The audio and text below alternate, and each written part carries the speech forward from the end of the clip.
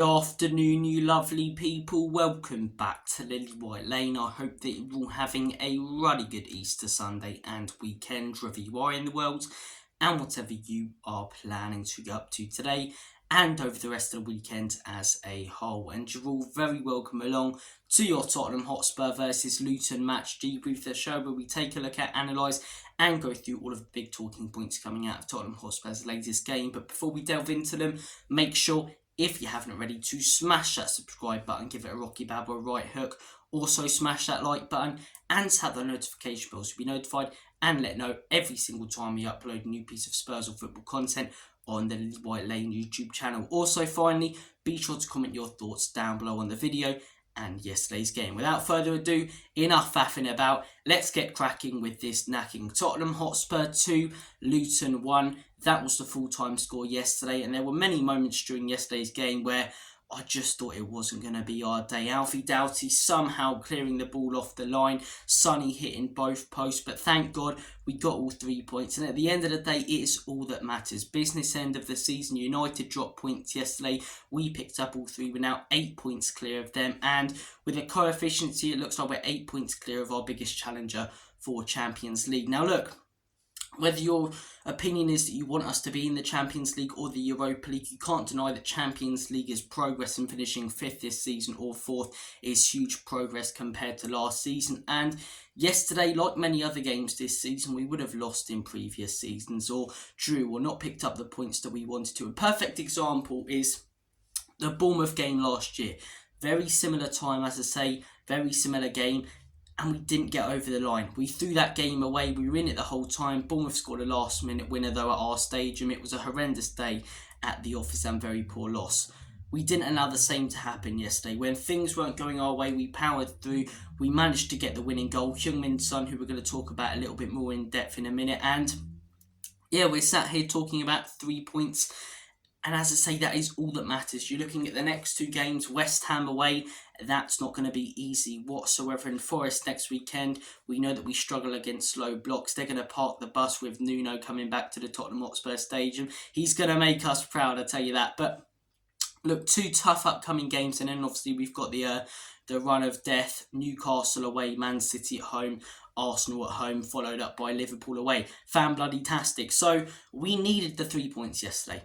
We needed them, not just for the top 4 race or Europa League race, but for confidence and to keep some momentum in this team, especially after the loss to Fulham a couple of weeks ago. And hopefully we can use that momentum, as I say, to give it a real go at West Ham. At least come away with something, and hopefully all 3 points against the Spammers. But look, there were some real good performances yesterday. I thought Brennan Johnson off the bench was absolutely fantastic. We'll talk a little bit more about him in a minute, but I want to start things off by talking about Heung-min Son. Yet again stepping up for Spurs, yet again scoring the winning goal, and yet again securing 3 points. You get many fans criticising this guy, and I was on a show last night, Spurs Kings. Check them out, fantastic channel with the 2 Harrys, Hotspur TV and Harry Scarf. And Haz was saying that he believes Heung-min Son isn't good enough for this Spurs team anymore and that he's on the decline. And whilst I respect his opinion, like any other Spurs fans' opinions, he's entitled to it, I think he's completely wrong.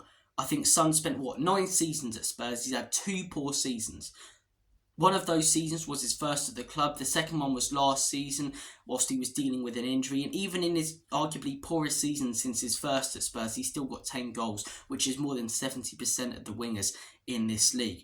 The guy's a consistent performer for Spurs. He's banged in 15 goals this season. He's stepped up as a captain since Harry Kane has left, and yet people still criticise him and think that he's not good enough.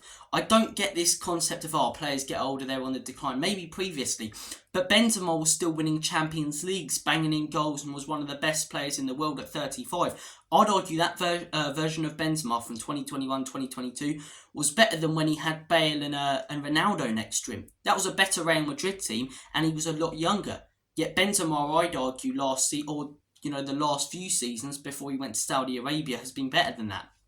This concept of players getting older and guaranteed to decline, it's just not true. And Heung-min Son, as I say, he's over the age of 30, yet he's still consistently performing and producing at the highest level for Tottenham Hotspur. And in my opinion, he gets a lot of disrespect that I think is unwarranted. I think Opposition fans genuinely respect this guy more than some Spurs fans. He's a consistent performer, he's a top level footballer, and I think we need to put some more respect on his name. Capable of scoring bangers, using both feet, taking on his man on the wing, can also play as a striker. And yesterday again, yes, he hit the post twice, yes, it was slightly unlucky, but also he probably should put that away.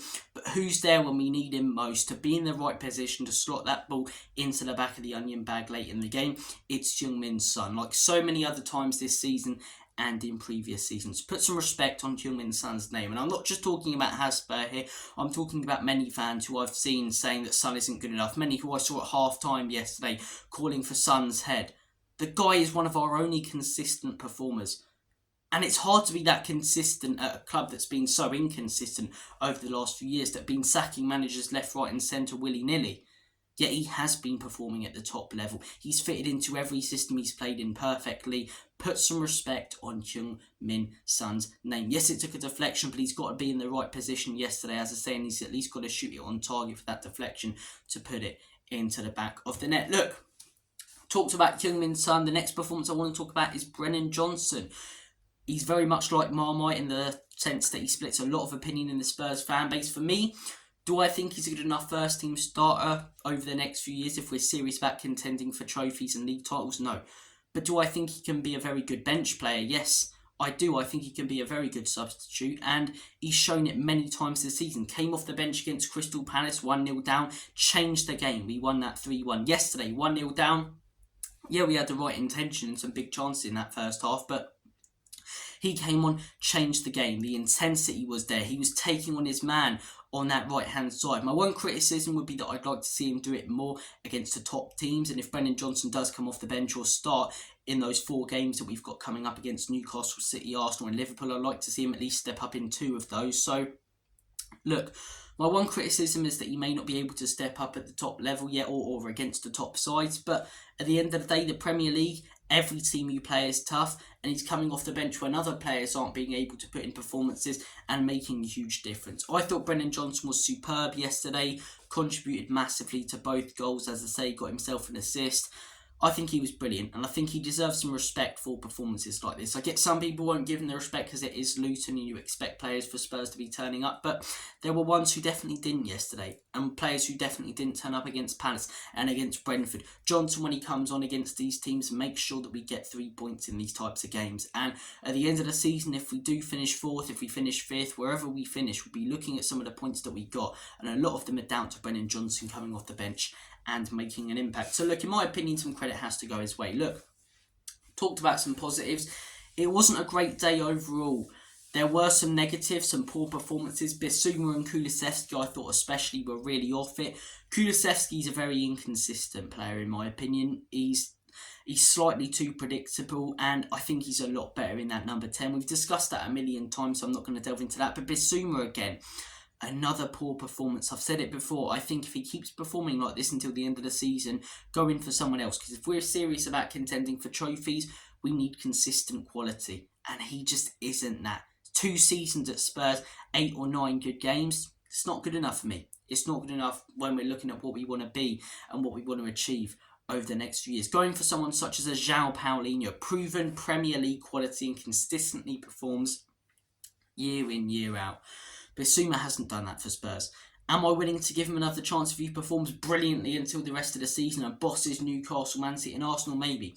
But right now I can't see it. And yesterday he just looked very lazy as well. That's one of my big criticisms as well, because you know the ability's there. Sometimes he just doesn't unleash it, and he's very sloppy on the ball and lazy. But look, Bissouma yesterday, not good. Not good. I'm not going to beat around the bush. Look, poor first half. I've written that down in my notes.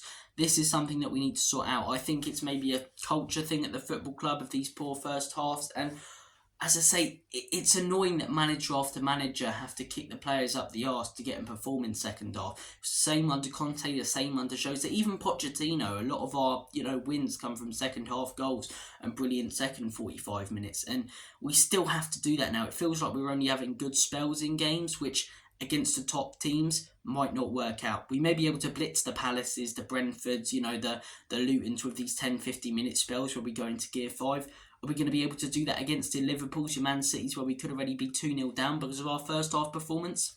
I'm not sure.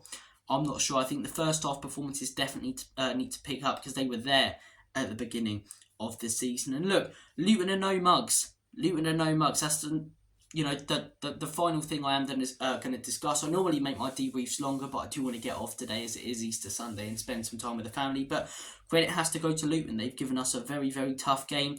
They've given a lot of top teams a very tough game away from home and at Kenilworth Road. And at the end of the day, we celebrated that Sheffield United loss because of the manner in which we won that, or that Sheffield United win because of the manner in which we won that game earlier in the season. Luton are a better team than Sheffield United, yet so many fans are angry about yesterday's result.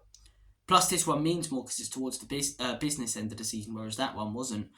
Give credit, as I say, to the players. Give credit to the manager because his substitutions, in my opinion, bringing on Bentancur and Johnson, got us over the line. And a win is a win. There are no easy games in the Premier League. Luton have caused a lot of teams a lot of problems. And I personally am very happy that we did win yesterday's game. But there are a few negatives and a few concerns. For example, Bissouma's performances recently, Kulusevski's, hopefully Van der Ven's back for West Ham, and struggling to break down a low block, and obviously those first half performances. But a lot of positives as well. Brennan Johnson off the bench, Heung-min Son being clinical and fantastic as per usual, and Ange Postecoglou getting it bang on with his substitutions. I want to hear your guys' thoughts and opinions on yesterday's game. Have a smashing rest of your Easter Sunday. Thank you for watching this video, and as always, Commonly Spurs, in Big Ange we trust.